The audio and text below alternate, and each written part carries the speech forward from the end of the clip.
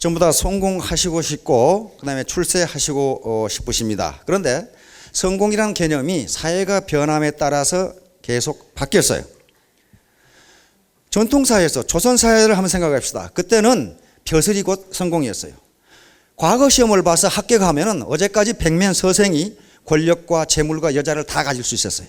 그러니까 죽어라고 과거 시험 준비만 하면 됐습니다. 그러나 이제 일제시대 해방 이후에 이때는 그하고는 조금 달라졌어요. 그런데 지금 4자 돌림 가지고도요, 이번에 지금 사법고시 연수원에서 한 1000명 나왔죠? 절반이 취직이 안 돼요. 절반이 취직을 못해. 사법고시 합격해서 연수원까지 나왔는데 취직이 안 돼요.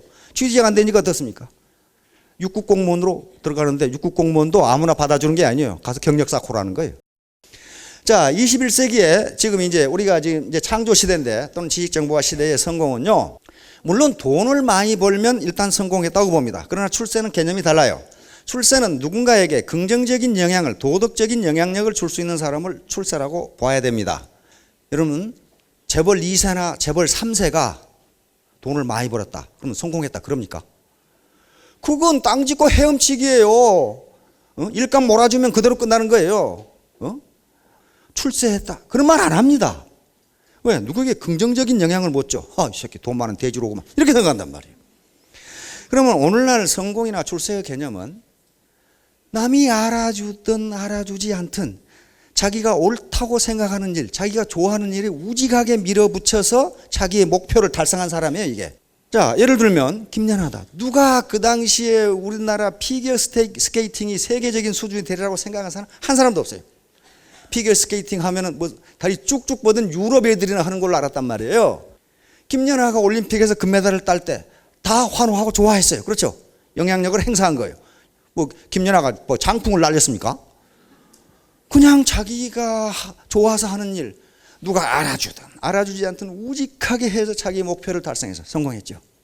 자, 그래서 자기 이제 이루고자 하는 꿈, 목표가 반드시 있어야 됩니다. 나는 뭘 하겠다. 이 목표가 없으면 통상 지금의 삶이 그렇게 불만족스럽다면 지금까지 내 목표가 뚜렷했는가를 한번 돌아보셔야 됩니다. 그냥 그럭저럭 살았는지 되는 대로 살았는지 목표가 구체적이에요. 그래서 이 목표를 이루기 위해서 나는 무엇을 해야 되는가 하는 것을 생각하셔야 됩니다. 그래서 지금 애터미 세븐 쌍기역에 대해서 계속 강의를 해나가고 있는데요.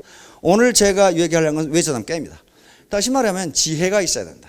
아무렇게나 막무가내로 일을 한다고 해서 성공하는 게 아니다, 그런 말이에요. 그래서 오늘은 첫 번째 강의로 이 시간 관리에 대해서 말씀을 드리려고 합니다. 자, 이제 공부를 해야 되는데 통상 공부하면 책 놓고 영어 공부, 수학 공부, 무슨 국어 공부하는 게 공부인가? 그것도 공부는 공부입니다. 그런데 우리 조상들이 얘기하는 공부는 그런 것이 아니에요. 공부는 곧 뭐였냐면 수신이었습니다. 수신. 공부는 곧 수신이었거든요. 몸을 닦는 겁니다. 수신인데 디스플레이란 말이에요. 그런데 우리 몸은 머리도 우리 몸이고 마음도 우리 몸이고 이 육체도 우리 몸이에요. 따라서 공부는 머리 공부, 마음 공부, 몸 공부가 동시에 돼야 공부가 됐다. 그렇게 이야기합니다.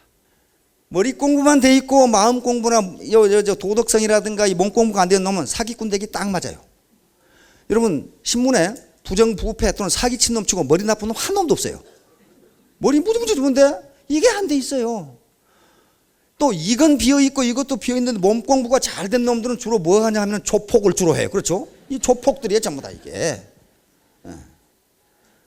머리 공부도 안 돼 있고 마음 공부, 몸 공부도 안 된 놈이 마음 공부만 돼 있으면 말만 많아. 말만 계속 하는 거야. 네가 해봐라. 그러면 말만 계속 하는 놈이 있어요. 따라서 머리, 마음, 몸이 동시에 공부를 하지 않으면요 성공하기 힘듭니다. 그래서 이제 왜 일한 것만큼 성과가 나지 않을까 하는, 우리 사회에서 보면요, 여러분 주위에 가만히 보세요. 가난한 사람일수록 아침부터 밤중까지 뼈 빠지게 일해요. 근데 소득이 많은 사람은요 맨날 일도 않고 노는 것 같아. 그렇잖아요.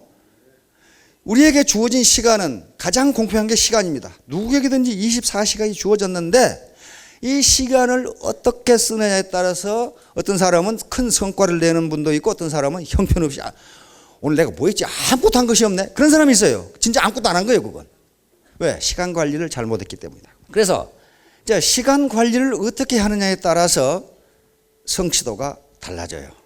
그 다음에 현대인들이 점점 과학 문명이 발전하고 기계 문명이 발전하는데 점점 바빠.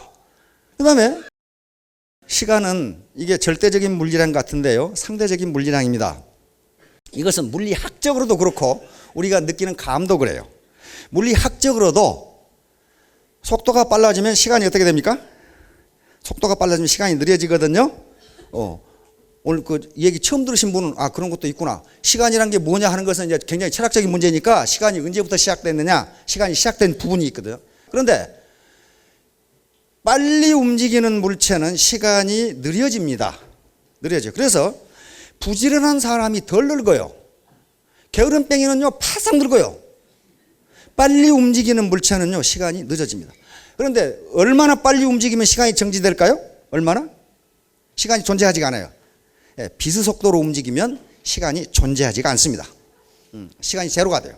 그러니까 게으른 사람이 얼굴 보고 저 나이 40입니다. 그런데 50대로 보면 이 사람 게으르구나. 그렇게 생각하시면 돼요. 그렇게 생각하시면 돼요.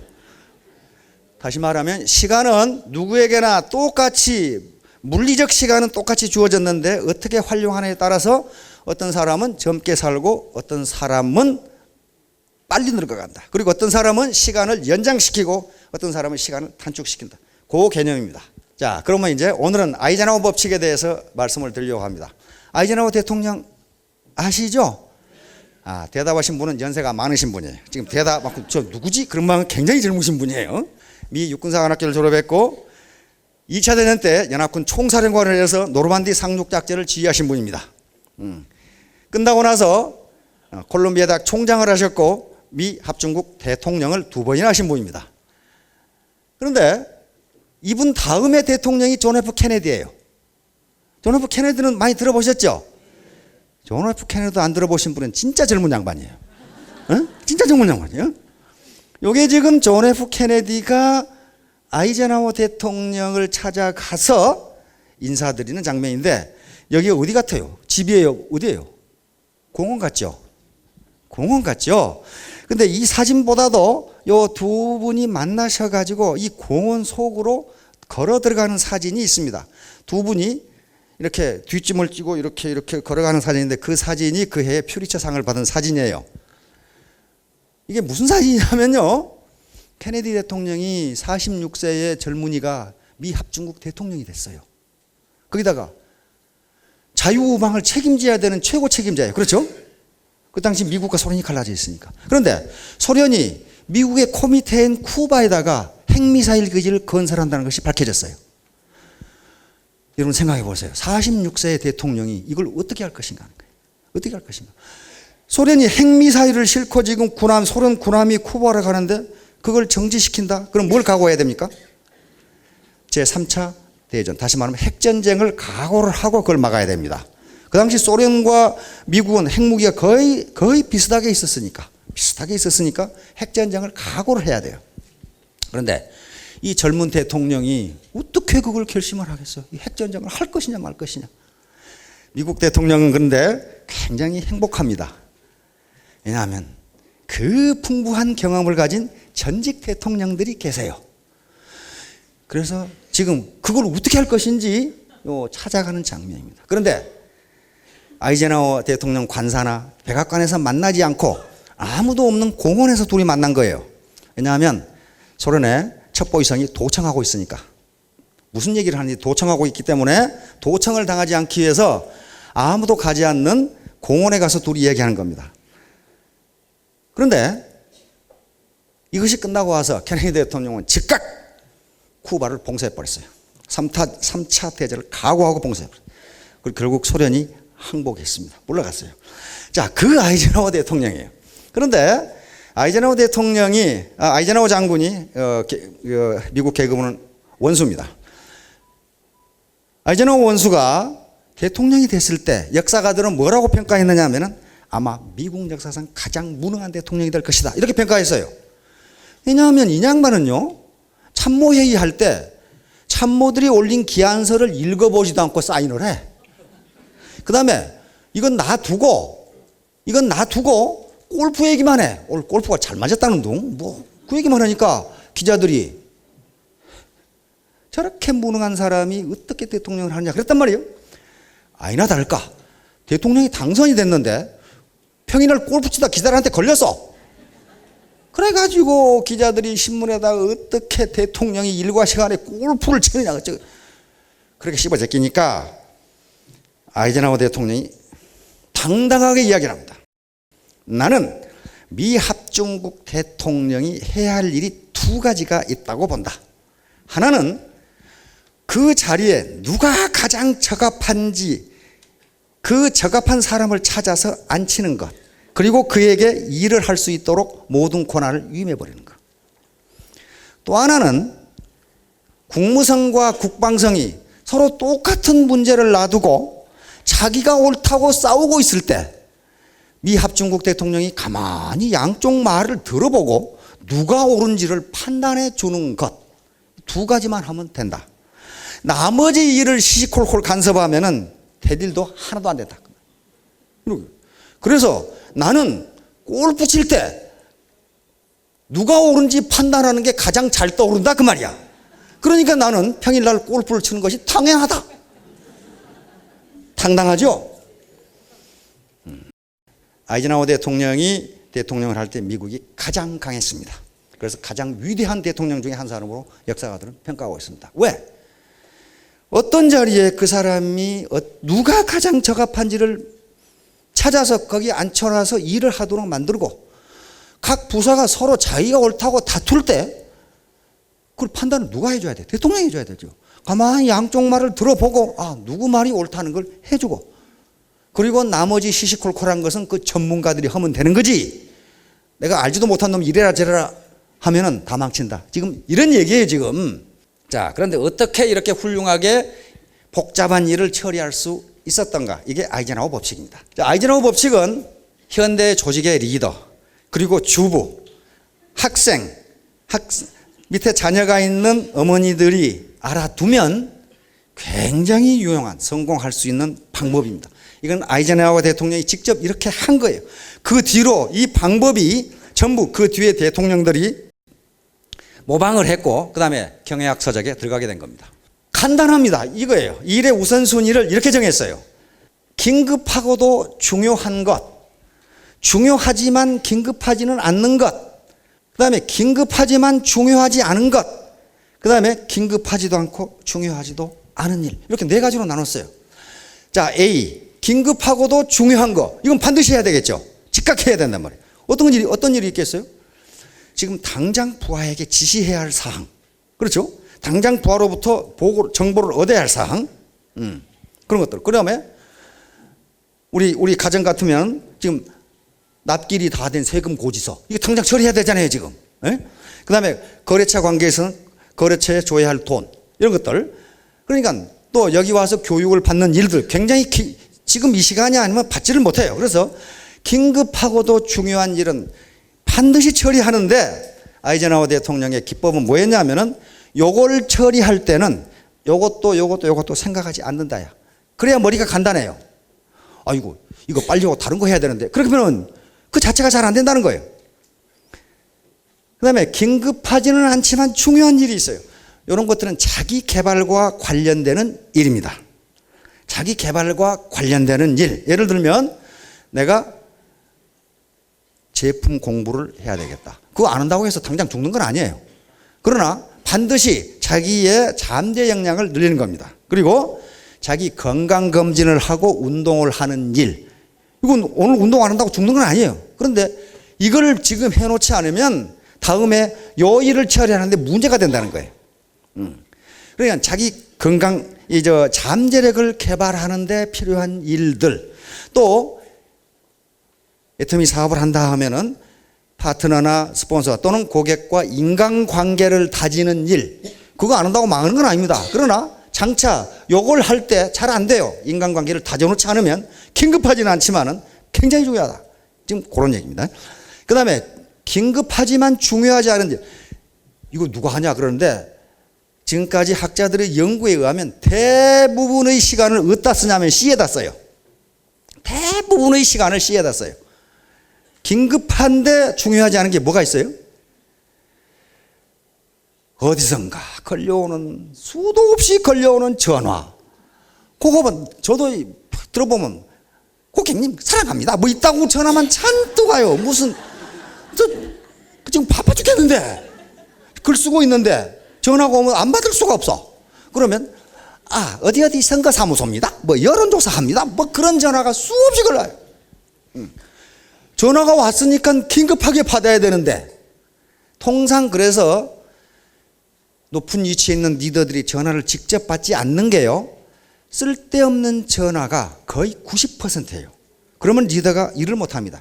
그래서 비서실을 두는 겁니다. 이걸 리더에게 보고를 해야 될 내용인지 아닌지. 왜냐하면 그 전화 중에는 굉장히 중요한 전화가 있을 수가 있어요. 있을 수가 있으니까 직접 받으면 하루 종일 전화 왔다 뭘 아무것도 못해요. 요즘부터 이메일 보세요. 이메일이 들어가면요 무지하게 와 있어요. 그냥. 그렇죠. 그 다음에 긴급하지도 않고 중요하지도 않은 거. 누가 저런 거래 그러는데, 이것보다 더 많이 쓰는 게 요거예요. 긴급하지도 않고. 요게 주부들이 통상 얘기하는, 오늘 내가 피곤한데 아무것도 한 일 없네 그거예요. 3시간 동안 드라마 보고 우리 마누라랑 똑같아. 전화해보면 전화가 통하질 않아. 그러면 전화기 잘못 넣었구나. 웬걸 누구하고 수다 떠니라고 무엇이 어쩌고 거의 한 30분을 전화를 해. 그래가지고 전화 결론은 만나서 자세한 얘기는 그때 하자 뭐 이렇게 된다. 그러면 30분간 뭐 했다는 얘기야 지금. 자세한 얘기 안 하고. 그래서 이게 이렇게 나눠놓고 보면요, 여기하고 여기에 시간을 안 쓸 것 같은데 학자들이 옆에서 보니까 여기하고 여기에 시간을 대부분 쓰더라는 거예요. 그러니까 의식적으로 중요하고도 긴급한 일, 그리고 긴급하지는 않지만 중요한 일에 자기가 시간을 배정하려고 노력하지 않으면요 밑에 CD에 다 쓰고 거의 없어요. 그런데 긴급하고 중요한 것인지를 누가 판단해야 됩니까? 자기가 판단해야 돼요. 왜냐하면은 뭔가를 여기에 나에게 요구하는 사람은요 전부 긴급하고 중요해요. 중요하다고 그래. 근데 내가 그래 자기 주체적 판단력이 있어야 된다는 거예요. 전혀 나는 긴급하고 중요하지도 않은데 이걸 나한테 요청한 사람은 굉장히 긴급하고 중요합니다 지금. 그렇죠? 그래서 자기가 판단을 해서 가능하면 여기와 여기에 시간을 쏟도록 유념을 하시라 이거예요. 유념을. 요것을 알고만 있어도 쓸데없는 일에 낭비하지 않습니다. 자, 다음. 이 파레토라는 분이에요. 빌프레도 파레토인데요. 이태리 경제학자입니다. 이 양반이 이 당시에 이태리의 땅을 누가 가지고 있는가 하는 걸 조사해 봤더니 이태리 국민의 20%가 땅의 80%를 가지고 있더라는 거예요. 그래서 이태리만 그런가 하고 전 유럽을 다 조사해 봤더니 전 유럽이 다 그렇다는 거예요. 20%의 사람이 80%의 재산을 가지고 있다. 그래서 1960년대 유엔에서 전 세계를 조사해 봤어요. 전 세계를 유엔에서 조사해 보니까 20%의 사람이 전 세계 소득의 80%를 차지해요. 그러니까 이건 곧 뭐냐 하면은요, 일도 나에게 처리할 일 중에 20% 가치가 80%를 차지한다. 그런 말이에요. 거의 쓸데없는 일이 많다. 이건요, 사회조사를 해보면 거의 맞아요. 운전수 20%가 교통규칙을 80% 위반해요. 회사에서 말썽 일으키는 사람은 회사 전체 인원 중에 20%가 말썽을 80%를 일으켜요. 우리나라 건강보험을 조사해 보면 환자 20%가 건강보험에 80%를 써요. 우리나라 가수 중에 가수 20%가 소득의 80%를 차지해요. 운동수수도 마찬가지고. 20, 80, 그래서 이것을 법칙이라고까지 한 것은 빌프레도 파레토가 이상하다. 이게 왜 이런가 하고 자기 화단에 심어놓은 완두콩을 조사해 봤어요. 완두콩을 조사해 보니까 완두콩 꼭지 20%에 완두콩 알이 80%가 들어있어요. 그 말은 무슨 말이에요? 자연법칙이다 그런 말이에요. 개미 사이를 조사해 보면 20%가 일하고 80%가 논답니다. 그런데 그 노는 사람이 노는 개미가 중요하지 않다가 아닙니다. 비상사태에 접어들면 80%가 움직여요 다시. 그러니까 여기에 조직에서 20% 사람이 80% 일을 한다. 그러면 80%는 없어도 되느냐? 그게 아니라는 거예요. 그 사람들이 없으면 20%가 80%의 일을 할 수가 없어요. 예를 들면 조직에 수의가 없다, 운전수가 없다. 그럼 어떡하겠어요? 누가 하겠어요? 사장이 뭐 합니까? 그 사람들이 있어야 20% 사람들이 80%의 일을 할 수가 있어요. 애터미도 마찬가지고 판매하는 물품의 20%가 80%의 매출을 차지해요. 많은 게 아무리 아이템이 많아도 그게 다 소득이 되는 게 아닙니다. 자, 그렇듯이 우리에게 닥치는 많은 일 중에 20%가 가장 중요하다. 그런 말이에요. 이것이 무엇인가는 자기가 알아서 판단을 하셔야 됩니다. 아이젠하워 장군은, 아이젠하워 원수는 대통령 하면서 책상 정리도 또 이렇게 했어요. 이 양반은 책상을 이렇게 4개 A, B, C, D 이렇게 이걸 이렇게 할 수도 있고 여기다 이렇게 해서 4칸을 만들 수도 있고 통상은 회사나 조직에서는 이게 4단 그 서류 정리함이 있죠. 요걸 가지고 실천을 합니다. 이렇게 합니다. 4단. 그래서 A는 지금 바로 해야 할 일을 지금 바로 처리할 서류 1 이것을 A에다 놓는다는 거예요. 근데 한번 들면 아이젠하워 장군이 말하는 것은 바로 어디에 놔야 될 것인가를 바로 정해라는 거예요. 여기다 놓고 여기다 놓고 그러다가 시간 다 보낸다는 거예요. 그 다음에 다른 이들의 도움을 받아야 할 것들, 예를 들면 내가 지금 결정을 했는데 이게 결정이 옳은 것인지 참모들의 견해를 한번 들어봐야 되겠다든가, 안 그러면 내가 이게 의사결정을 했는데 우리 컨설턴트들은 어떻게 생각하는지 한번 들어봐야 되겠다든가, 또는 누구누구하고 협조해서 요걸 해야 되겠다든가 하는 것은 다음 칸에 가둔다. C에는 버려야 할 것들. 실제로 정리를 해보면 이걸 실천해서 정리해 본 사람들이 올려놓은 글을 보면요, 제일 많은 게 요거라고 합니다. 버려야 할 것들. 우리 마누라도 그런 거 있던데, 백날 가도 해주지 않는 요리책. 그거 한 20년 됐는데 지금까지 요리를 한 번도 안 해줘. 또는 오래된 신문이라든가 오래된 잡지라든가 입지도 않은 헌옷이라든가 등등. 그 20-80 법칙에 보면요, 자기 옷장에 있는 옷 중에 20%를 가지고 80%를 입는다고 돼 있어요. 맞는가요? 옷이 무지무지 많은데 그중에 입는 것은 20%밖에 안 된다, 그런 말이에요. 지금 아마 공감하실 거예요. 그러니까 요 버려야 할 것들을 버리고 나면 이게 얼마 안 남는다는 거예요. 얼마 안 남는다는 거예요.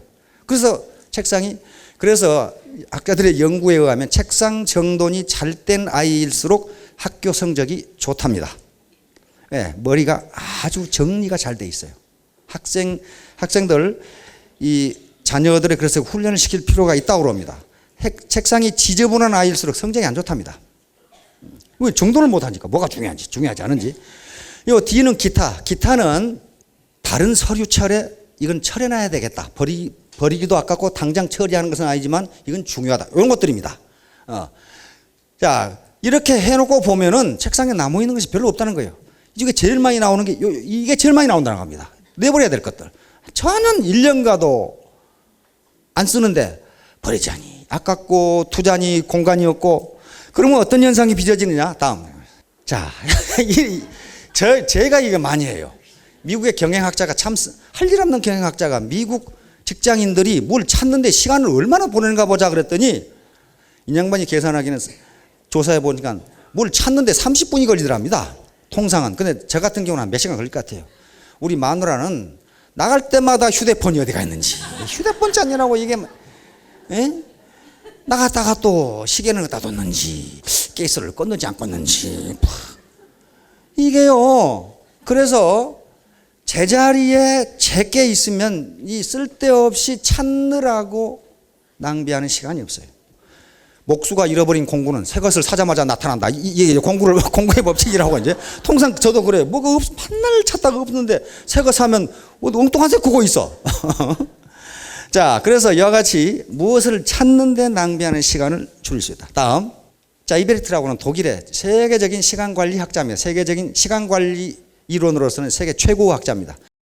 봅시다. 물건을 꺼냈으면 제자리에 다시 갖다 놓는다. 통상 안 갖다 놔요. 꺼내놓고 쓰고는 거기 놔둬버려.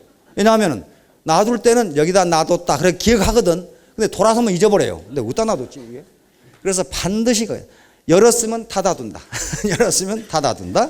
그 다음에 떨어뜨렸으면 다시 줍는다. 그 다음에 밑으로 내려놨으면 다시 걸어둔다. 이게 굉장히 간단한데 이게 잘 안 돼요. 그 다음에 살 것이 있으면 즉시 써놓는다. 그 다음에 수리할 것이 있으면 일주일 안에 해놓는다. 이렇게만 해도 뭘 찾느라고 낭비하는 시간이 없어진다. 근데 가장 전형적인 게 군대에서의 정리정돈이에요. 군대에서는 총은 어디에, 헬멧은 어디에, 배낭은 어디에, 칼은 어디에, 탁탁 그 위치가 다 있어요. 그렇죠? 왜 그렇게 하겠어요? 전투가 꼭 낮에 일어나는 법이 없어요. 그래서 아무리 껌껌한 밤에 전투가 일어나도 어디를 잡으면 무엇이 어디 있다는 게 탁 잡으면 총이 잡혀야 돼요. 탁 쓰면 헬멧이 해야 되고, 이게 탄대가 찾아야 되고, 배낭 둘쳐매야 돼요. 그러니까 반드시 그 자리에 그것이 있어야 돼요. 그러니까 시간 낭비가 없는 거예요. 이게 전형적인 방법입니다. 전형적인 방법. 우리가 사관학교에서 4년 동안 내내 배운 게 이것이에요. 그 자리에 그게 있어야 된다는 거예요. 그 있을 자리에 그것이 반드시 있어야 된다. 이게 생명과 직결된 거란 말이에요. 생명과. 그래서 이런 것을 지키기만 해도 쓸데없이 물건 찾느라고 시간을 낭비하지는 않는다. 자, 다음. 자, 권한님입니다. 권한님은 모든 걸 통반장을 혼자 다 하려고 해서는 안 된다. 아까 아이젠하워 대통령께서 미 합중국 대통령이 할 일은 두 가지다. 다른 일에 시시콜콜하게 간섭하면은 다른 사람은 일을 못 한다. 그건 맞는 얘기예요. 왜? 자기만 피곤해요. 그래서 아이젠하워 대통령은 자기 할 일을 다 하시면서도 가족과 많은 시간을 보낼 수가 있었어요. 왜? 쓸데없는 일을 간섭 안 하거든. 간섭 안 해요. 그리고 그 전문가가 알아서 하겠지. 권한임을 하니까 농땡이 필 줄 알았는데 더 잘하더라는 거예요. 자기 책임이거든, 지금. 자기 책임. 자, 다음. 바로 여러분들은 리더가 될 분들입니다. 그런데 나는 맨날 쫄병인데 그렇지 않아요. 셀프 리더예요. 적어도 자기가 자기 자신을 리드해야 됩니다. 리더가 잘못하면 이렇게 배가 빠져요. 이게 타이타닉호고 이게 코스타 콩코르디아. 최근에 이게 1912년에 빠졌는데 딱 100년 만에 또 빠졌어요. 이태리 화여객선이죠. 자, 리더십과 관리는 어떻게 다르냐면요. 여러분들이 미국 영화를 보면은 비행기가 어디 가다가 밀림에 어떻게 떨어졌어요.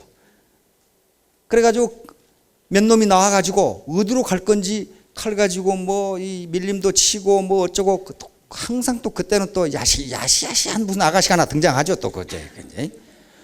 그런데 여기서 리더십은 뭐냐면요. 이 아무것도 보이지 않는 밀림에서 어느 방향으로 가는 것이 도로가 있고 인가가 있는 곳이냐를 결정하는 게 리더십이에요.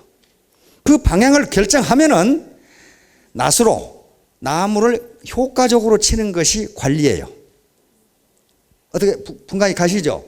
아무리 낫으로 효과적으로 나무를 자른다 하더라도 방향이 잘못되면은 그거 엉뚱한 데로 가는 거예요. 엉뚱한 데로 가는 거예요. 그래서 리더십, 셀프 리더. 밑에 자기 이 파트너가 있으면 리더가 다른 사람의 리더가 되지만 적어도 자기 리더는 자기가 돼야 된단 말이에요. 누가 시키는 대로 한다. 그건 좀비지. 그건 사람이 아니에요. 리더가 아니에요. 그러면 내가 어느 방향으로 가는 것이 옳은 것인가는 자기가 결정해야 돼요. 그래서 두 배가 이렇게 침몰해버린 것은 이 배의 최고 리더는 누굽니까? 선장이에요. 선장이 잘못한 거예요. 두 배의 선장에 문제가 있었어요. 우선 타이타닉호는 그 당시에 뭐라고 생각했냐면 이 배는 신도 침몰시킬 수 없다 그랬어요. 신도 침몰시킬 수 없다. 최대의 배였어요. 그 당시 최고 기술로 최대의 배를 만들었으니까. 그래서 그 자만심에 빠져가지고 쌍안경을 안 가지고 왔어. 쌍안경을 안 가지고 가니까 앞에 빙산이 있는지 뭔지 육안으로 봐야 돼. 육안으로. 그 다음에 북대서양에 대서양에 지금 빙하가 떠 있다고 계속 무선이 들어왔어요. 그런데 선장은 그걸 무시했어. 통상 있는 일 그렇게. 근데 마침 그 근처에 아메리칸 호라고 하는 여객선이 지나가다가 그 방향에 어마어마하게 큰 빙산이 있다고 무선사에게 연락을 했어요. 연락을 하니까 무선사가 신경질을 했어요. 바빠 죽겠지. 쓸데없는 지나간다고. 그러니까 그쪽 아메리칸호의 통신사가 무선사가 신경질을 팍 내면서 잡으랬어요. 이게 사고가 나가지고 무선을 쳤는데 구조선이 안 온 게 그 자식이 잡으랬거든. 통신사가 잡으랬어. 왜냐하면 저쪽에 신경질을 했거든. 쓸데없는 지나간다고. 전부 누구 잘못이에요? 통신사 잘못이 아니고 리더의 잘못입니다. 그렇죠?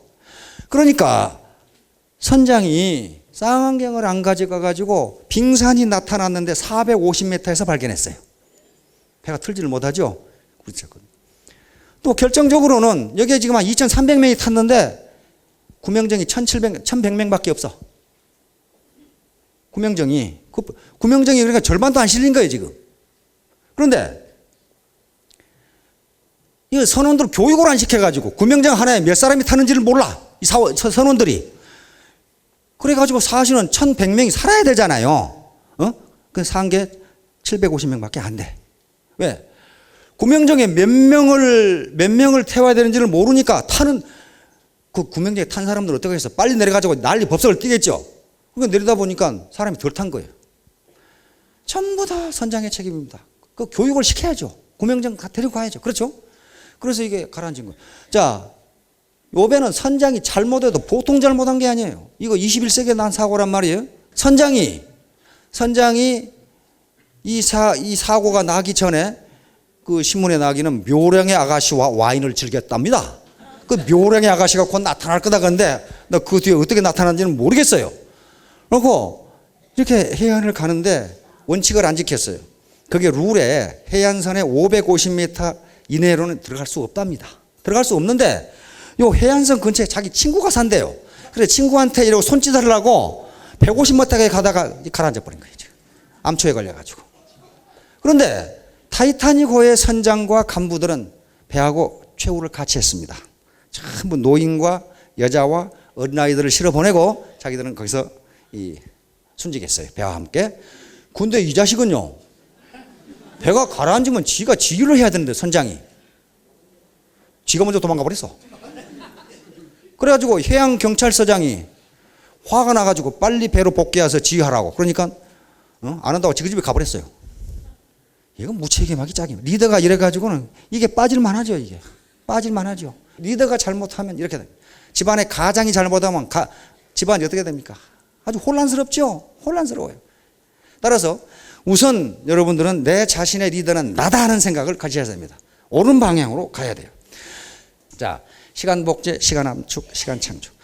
소득을 얻는 방법에 노동소득이 있고 노동소득이 있습니다. 이것은 자기 노동과 또는 시간과 소득을 맞바꾸는 거예요. 시간과 소득을 맞바꾸는 겁니다. 또는 여기 자기 노동과 소득을 맞바꾸는 방법. 이게 지금까지 우리가 소득을 버는 방법이었어요. 그럼 공무원도 그렇고 회사원도 그렇고 구멍가게도 그렇고 의사도 그렇고 변호사 다 마찬가지예요. 여러분 공무원 그만두면 봉급 나옵니까? 안 나와요. 자기 시간을 그 일에 투입하지 않으면요 소득이 안 나와요. 회사원 그만두면 계속 봉급 줍니까? 안 줘요. 이게 노동소득의 특징이에요. 이것을 통상 어떤 임금소득이라고 할 수도 있고 임금소득이라고 할 수, 자영업자들은 자영업소득이 됩니다. 그런데 자영업을 하고 있는 동안에 소득이 나오는 거지 자기가 노동 공급을 중단하는 순간에 없어져 버려요. 소득이 제로가 돼버려요. 그런데 이렇게 하지 않고 시스템 소득이 있어요. 시스템 소득이 있습니다. 시스템이 소득을 만들어주니까 내 노동하고는 관계없이 얻을 수 있는 소득이 있어요. 따라서 거의 대부분의 사람들은 저도 그렇고 여러분도 그렇고 이 노동을 할 수 있는 기간, 노동소득을 올릴 수 있는 기간 동안에 시스템 소득을 얻기 위해서 뭘 하냐 하면은 여기다 저축을 합니다. 저축을 한단 말이야. 저축. 즉, 현금을 저축을 하든가 부동산을 사든가 상가를 사든가 뭔가를 해가지고 내가 노동을 공급하지 않더라도 소득이 나오도록 한 거란 말이에요. 내가 강남에 빌딩을 가지고 있다. 그러면 내가 논다고 해서 소득 안 나옵니까? 임대소득이 계속 나와요. 이 자본주의 시장 시스템이 나에게 돈을 지급해 주는 거예요. 마찬가지로 내가 은행에 10억을 예금해놨다. 뭐 크리스마스라고 이자 안 줍니까? 일요일이라고 이자 안 줘요. 내가 병원에 누워있다고 이자 안 줍니까? 이게 은행 시스템이 나에게 소득을 창출해줘요. 그래서 통상적으로는 노동소득을 벌 수 있을 때 저축을 해서 시스템 소득을 얻으려고 그래요. 얻으려고 그러는데 저기에서 시스템 소득을 평생 얻을 수 있는 저축을 한 사람이 얼마가 안 된다 그 말이에요. 5%도 안 돼요. 5%도 안 돼요. 문제는. 그러니까 어떻게 되냐. 계속적으로 파타임 잡을 가져야 되는 현상이 나타나요. 늙어가지고 일해야 된다 그 말이에요 지금. 그래서 이 시스템 소득을 갖는 방법이 여기서처럼 저축을 통해서 할 수도 있고 저축을 통해서 만약에 로열티를 받을 수 있고 또 저작료를 받을 수 있다면 소설이나 이런 글을 무지무지 잘 써가지고 책이 계속 팔린다. 이런 경우에는 내가 책 안 쓴다고 돈 안 되는 게 아니에요. 자, 그렇듯이 이런 걸 할 수 있으면 시스템 소득을 얻을 수가 있는데 보니까 아마 시간이 늦은 경우가 많아요. 여기 오신 분들을 보니까 그거 하기는. 자, 그러면 이제 저축을 하거나 또는 로열티를 받거나 저작을 받으면 시스템 소득을 얻을 수가 있는데 이것도 안 되면 창업을 하면 돼요. 창업을 해서 예를 들면 정주영 회장님이나 이병철 회장님처럼 기업을 만들면 내가 어디 갈 수 있어도 밑에 있는 사원들이 내 일을 해줘요. 이거 시스템이 돌아가는 거예요. 시스템이. 그런데 이거 하기가 쉽지가 않아요. 지금 10억 가지고 회사 만들어 봐야 그거 지탱하기가 힘들어요. 워낙 경쟁이 심하니까. 옛날에 동네에 슈퍼마켓 하나 하면 평생 먹고 살았는데 지금은 얼마 못 가서 망해요. 빵집 하면 두 부부 먹고 살았어요. 치킨집 하면 두 부부 먹고 살았어요. 그런데 지금은 안 돼요. 아주 말아먹기 딱 좋아요. 왜? 프랜차이즈라고 하는 아주 거대한 기업들이 들어와 버리니까 감당할 방법이 없어요. 그래서 이게 어려워요. 여기서 창업을 해서 시스템을 가지려면 우선 자본이 좀 있어야 돼요. 그렇죠? 자본금이 10억 이상은 있어야 될 거란 말이에요. 그게 갖기가 힘들어요. 자, 마지막으로는 자기가 시스템에 들어와서 시스템을 만드는 수밖에 없어요. 이게 현재로는 유일한 방법이 네트워크 마케팅이에요. 이건 내가 한 얘기가 아니고 미국에서 네트워크 마케팅이 나왔을 때 한 얘기예요. 유일하게 시스템을 만들 수 있는 방법. 아무리 인류 기업이라도 인류 기업 사원도요. 시스템 속에 들어가서 시스템의 한 부속이 되는 거지 자기 시스템을 만들지는 못합니다. 내가 삼성에 들어갔다. 이거 내 조직을 하나 만들어야지. 그렇게 됩니까 어때? 그 사람도요. 삼성에 해고되면 그 즉시 임금 소득이 없어져요. 시스템 소득이 나오지를 않아요. 방판도 마찬가지입니다. 방판을 떠나면요. 자기가 구축했던 고객 전부 다 회사에 반납해야 돼요. 자기가 아니에요. 사실은 자기가 구축했는데 이게 시스템 소득이 아니에요. 따라서 현재 유일한 시스템 속에서 시스템을 구축할 수 있는 유일한 방법이 네트워크 마케팅이에요. 그런데 로버트 키오사키라고 부자 아빠, 가난한 아빠 거기 보면 이 말이 나와요. 유일한 방법이 네트워크 마케팅에 들어가서 자기 시스템을 구축하는 것이다.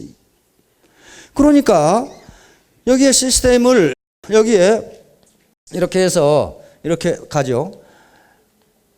여기 쑥 나가서 이게 100단계라고 그럽시다. 그러면 이게 나면은 내가 여기서 시스템을 만들면 이 밑에 시스템은 다 내 거다. 그 말이에요.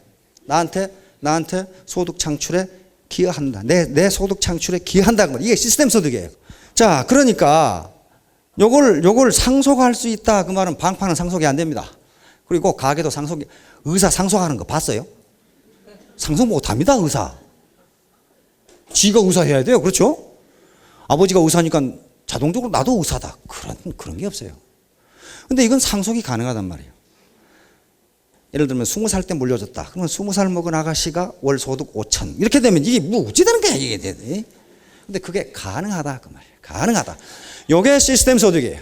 요게 시스템. 그래서 이렇게 되면 어떻게 되느냐. 이게 시간 복제예요. 내가 1시간 일하면 내 밑에 다운라인이 1시간씩 일하면 수만 시간이 된다. 그런 말이에요. 수만 시간.